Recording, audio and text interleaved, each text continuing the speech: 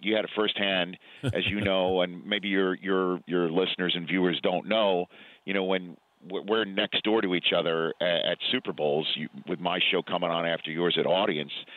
So when you guys have guests on live, we kind of pre-tape them before or after for our show and air it while they're in the building.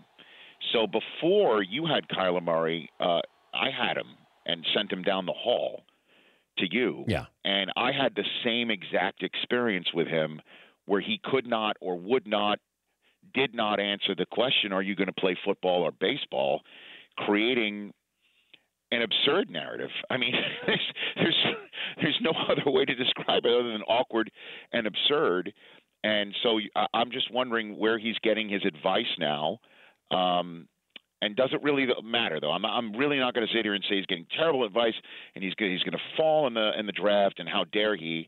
It really only takes one, and it could be Arizona at one. But right now, I honestly don't know what the game plan is for his narrative creation. But when I was done, I wanted to grab him and pull him to the side and just say, no, not grab him and shake him. I wanted to grab him and just pull him to the side and say off the air, hey, you got to understand what this world is, and you looked bad. Yeah. And from an optics, if I'm a GM or a coach and I'm looking at this, like, that's what I want to see. I want to sit down with Kyler Murray if I'm an NFL team and just talk to him.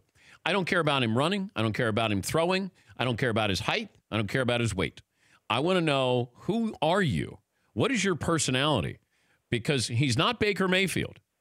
He's not Russell Wilson when it comes to personality. So who are you?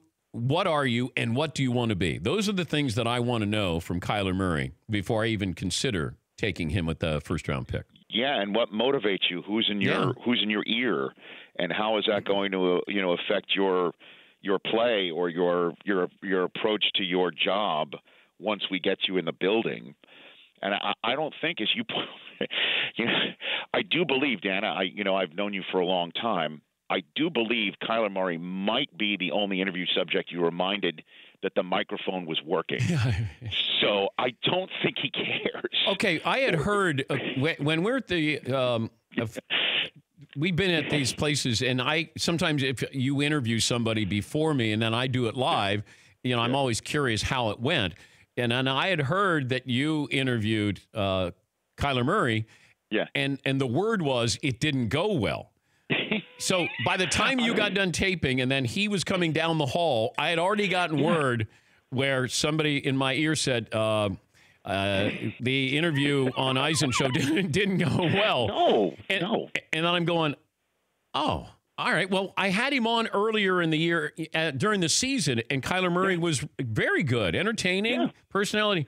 And then all of a sudden, I don't know who told him, hey, don't say anything, but say nice things about Gatorade. I know, it was like paying fealty to Qualcomm, right? I mean, so it was really awkward. It was really, really, because the only question you wanted to ask him, and the only answer that was really of most importance is, what are you going to do? Are you playing baseball or football? And I don't know why he decided to go into interview settings without having a plan on how to answer it. Yeah. So it was really, but we did also on our set have a setup where we had all the players who came through have a contest as to who could throw a football through a hole about 15 yards away, a throwing contest, and Kyler Murray did throw on the Rich Eisen show, and at this point in time, that might be the only time he throws between the national semifinal and his pro day. So I've got exclusive footage, Dan. No, we're part of the same family. If you want to use it, Rich, I think you can just take it, Dan. Rich, we did the arm strength with. Oh, you did not. Yes, you did not. Yes.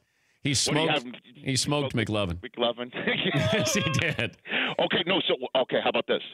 You tested arm strength. I tested accuracy. Yes. Together, our 6-hour block we've got what everybody wants. Yes, we do. How about that? We had our own combine. Yes. There is an I in Patrick and two I's in Rich and Eisen, but we're still a team, Dan. For more Dan Patrick Show, tune to Audience Channel 239 on DirecTV or download the Dan Patrick Show app.